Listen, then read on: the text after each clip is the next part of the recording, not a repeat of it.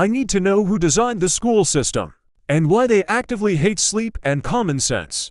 Because frankly, surviving an average school day feels less like learning and more like training for an Olympic event in competitive stress management. Let's start with the homework paradox. Teachers assign hours of work that feel less about reinforcement and more about proving you don't have a life outside of their class. I spent an entire evening completing a worksheet on a topic we covered for 15 minutes.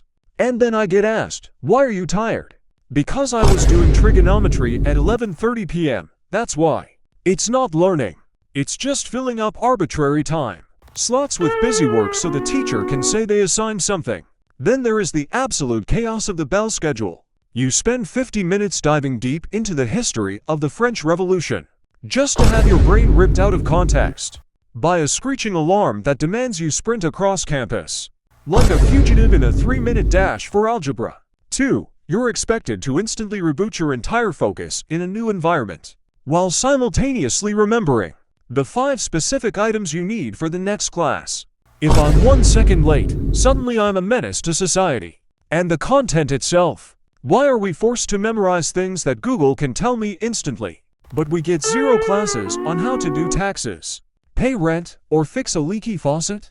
I can label all the parts of a plant cell, but I still don't know what a 401k is. The school system prepares us perfectly for a life we aren't going to live in a world that hasn't existed since 1995. Finally, the ultimate betrayal, the group project. This is just a social experiment designed to teach us that 80% of the grade will be earned by one person, while 2 people stand around and ask, "What do we do?" And the 4th person is actively making the slideshow worse. It's an exercise in silent, seething rage and unfair labor distribution. We deserve better. We deserve sleep. We deserve relevant knowledge. And we deserve a bell that sounds less like a fire alarm and more like a gentle suggestion.